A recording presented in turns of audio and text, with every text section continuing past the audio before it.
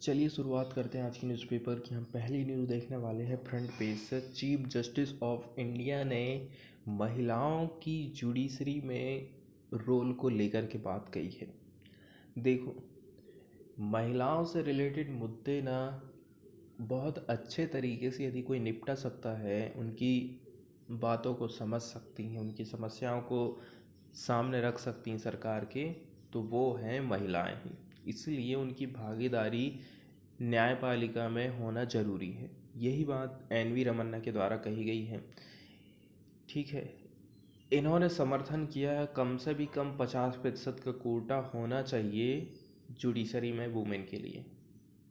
Chief justice of India N V. Ramana on Sunday backed समर्थन किया है 50% representation for women in judiciary. तो it is your right, it is not a matter of charity. तो ये तो महिलाओं का अधिकार है, ये कोई दान वान की बात नहीं है। Enough of this 1000 of suppression.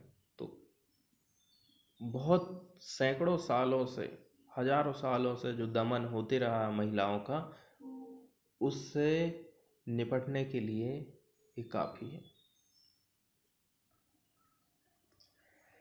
इसके अलावा इन्होंने एक बात कही थी, ठीक है, कार्ल मार्क्स की एक बात है, women of the world unite, you have nothing to lose but your change.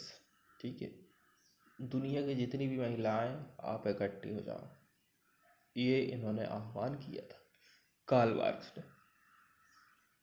तो स्पीकिंग टू वुमेन जजेस and advocate of the Supreme Court at an event organised to facilitate him and the 9 new apex court judges, the CJI said।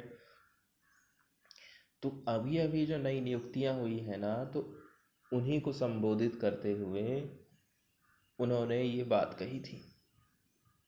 CJI का कहना है, women constituted only about 30% of the subordinate judiciary. तो जो subordinate judiciary है उसमें महिलाओं की हिस्सेदारी 30% ही है केवल। हाई कोर्ट में यदि हम देखें तो वुमेन जजों की संख्या है 11.5%। Supreme Court we currently have 4 women justice out of sitting 33 में से मात्र 4 महिला जज हैं। That makes it 12%। Of the 1.7 million advocate, 1.7 million advocate यदि हमारे पास हैं, तो केवल 15% ही उसमें से महिलाएं हैं। केवल 2% of the elected representative in the state bar council are women. There is no women member in the bar council of India.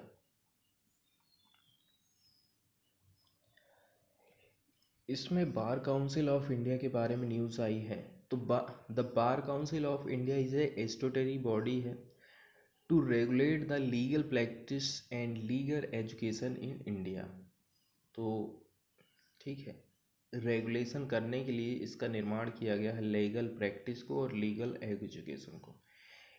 It's member are elected from amongst the lawyers in India and as such represent the Indian बार।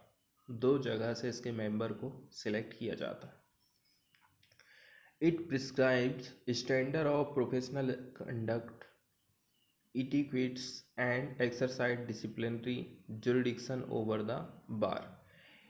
इसके अलावा ये एक प्रकार से standard को set करती है for legal education and grants recognition to universities who degree in law will serve as a qualification for student to enrol themselves as advocate upon graduation. इसका फॉर्मेशन किया गया था 1961 में। ठीक है, और जो बार काउंसिल ऑफ इंडिया है इसमें शामिल होते हैं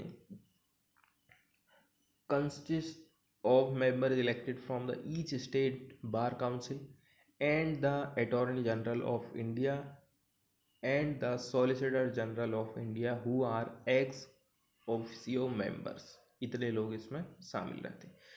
The members from the State Bar Council are elected for a period of 5 years। 5 साल के लिए इनका चयन किया जाता है। इसके बाद वाली न्यूज़ हम देखने वाले हैं चाइना से। बीजिंग लहासा की रोड लिंक कंप्लीटेड। ठीक है, बीजिंग से लेकर के लहासा तक का जो रोड है वो कंप्लीट हो गया है चाइना के द्वारा। तो लहासा पड़ता है तिब्बत में, और तिब्बत से जो लहासा है हमारे इंडिया के बॉर्डर के पास में एकदम पड़ता है। इसीलिए रोड का जो इंफ्रास्ट्रक्चर है चाइना तेज़ी के साथ में बढ़ाते जा रहा है, ताकि जब कभी यदि युद्ध जैसी परिस्थिति बनती है तो तुरंत सामान की आवाजाही हो सके, सैनिकों का आना जाना एकदम फास्ट तरीके से हो सके। Part of China's infrastructure push in Tibet. तो ये एक प्रकार से तिब्बत में इंफ्रास्ट्रक्चर को बढ़ावा देने के लिए एक प्रकार से पुश है। Continuing its infrastructure build-up in Tibet, China has completed a key section of Beijing-Lhasa Expressway। 295 kilometre इसकी लंबाई है, लहासा से लेकर के नागकू। ये वाला जो सेक्शन है is located at an average altitude of 4500 metre above sea level. समुद्र के लेवल से आप इसकी हाइट को देखोगे तो 4500 मीटर की उसकी हाइट है।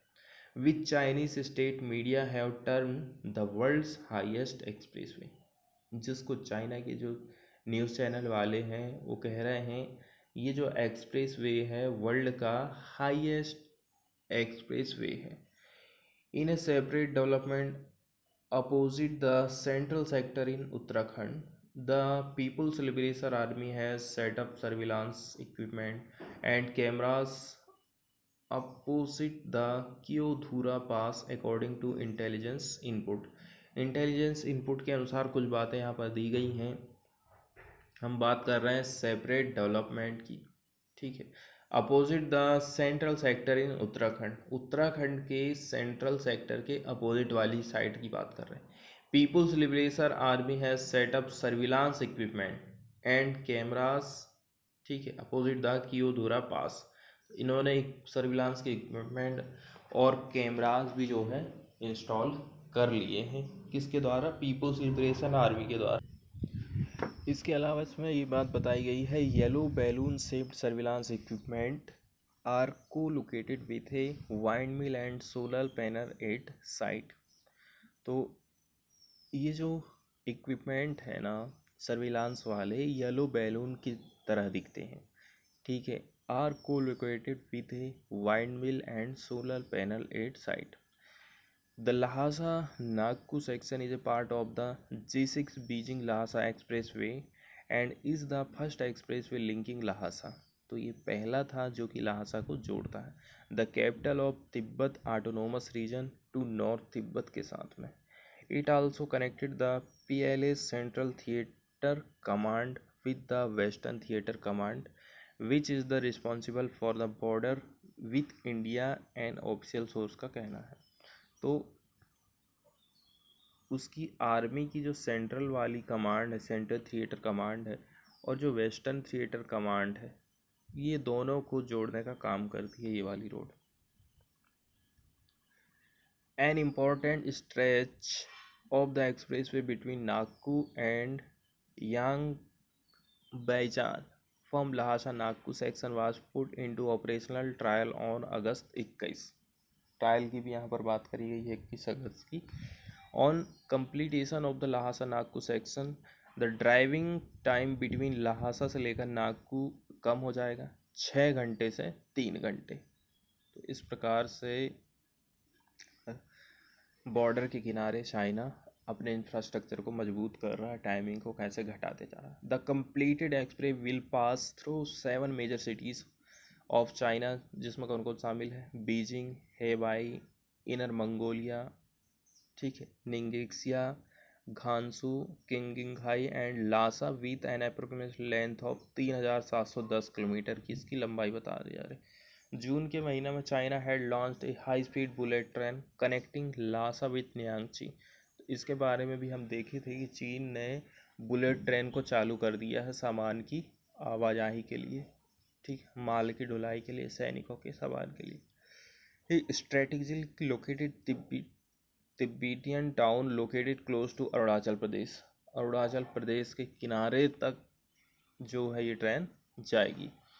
Continue regular exercise conducted 2 live firing exercise under its Xinjiang military districts. ठीक है. XMD in the first week of September official का कहना है. The artillery regiment of 8 mountain infantry division conducted live firing exercise employing PCL 188 155 mm vehicle mounted howitzer guns in the high altitude plateau of official लोगों का ऐसा कहना. तो ऐसा नहीं है कि केवल इंफ्रास्ट्रक्चर ही बनाए जा रहे हैं, वहाँ पर युद्ध के जो हथियार हैं उनकी भी ट्रेनिंग ये लोग कर रहे हैं. इसके बाद वाली जो न्यूज़ है वो आई है कैंसर से. तो कैंसर के बारे में कुछ बातें हैं, बेसिक हम उनको देख लेते हैं. ठीक है. ये क्या होता है? Large group of disease. एक डिसीज नहीं, लार्ज ग्रुप ऑफ डिसीज है that can start in almost any organ और टिश्यू ऑफ द बॉडी. तो हमारी शरीर का किसी भी ऊतक को ये प्रभावित कर सकता है. When abnormal cells grow uncontrollably. जब हमारी जो कोशिकाओं की जो ग्रोथ है ना, उस पर कोई नियंत्रण नहीं रहता है, उस कंडीशन में होता है cancer. Go beyond their as usual boundaries to invade adjoining part of the body and spread to other organ. तो वृद्धि करते करते क्या है, दूसरे ऑर्गन को तक ये प्रभावित करना चालू कर देती. The latter process is called metastasizing and is a major cause of death from cancer. बढ़ते बढ़ते जो अवस्था हो जाती है उसका नाम यहाँ पर दिया गया. ठीक है. A neoplasm and malignant tumour are other common names of cancer. Cancer के कुछ और नाम यहाँ पर बताए गए हैं. Neoplasm and malignant tumour are common name. Lung, prostate, colorectal, stomach and liver cancer are most common type of the cancer, while breast, colorectal, lung, ठीक है, cervical and thyroid cancer are the most common among women. तो यहाँ पर बताया गया है कि महिलाओं में कौन सा कैंसर होता है और पुरुषों में कौन सा कैंसर होता है. कैंसर बर्डन की यदि हम बात करें तो cancer remains as one of the leading causes of the adult illness and death due to chronic and non-communicable disease world over including in India. According to the WHO, cancer is second leading cause of death globally in 2018. There were approximately 18 million की cases थे globally, जिसमें से 1.5 million अकेले India में थे. तो there were around 0.8 million cancer death in India in 2018 against 9 million globally. 9.5 million लोगों की डेथ हुई है पूरे वर्ल्ड में 2018 में, तो 0.8 मिलियन कैंसर की डेथ इंडिया में हुई है. The number of new cases are estimated to double in India by 2040. और अभी जितने भी केस आ रहे हैं वो डबल हो जाएंगे 2040 तक. जो डेथें हो रही कैंसर के कारण उनको कहा जाता है कि हम उनको प्रिवेंट कर सकते हैं. Between 30% and 50% of cancer death could be prevented by modifying और avoiding the key risk factor. Key risk factor क्या क्या है? जैसे कि तंबाकू का उपयोग करना, alcohol, diet, exposure to ultraviolet radiation, pollution, chronic infection इत्यादि. ट्रीटमेंट की यदि हम बात करें तो इसमें सर्जरी का भी ऑप्शन रहता है. कैंसर मेडिसिन आती हैं, रेडियोथेरेपी होती है, एडमिनिस्टर्ड एलोन और कम्बाइनेशन. सिंगल यूज़ हो सकता है इनका या फिर दोनों एक साथ में हम यूज़ कर सकते हैं.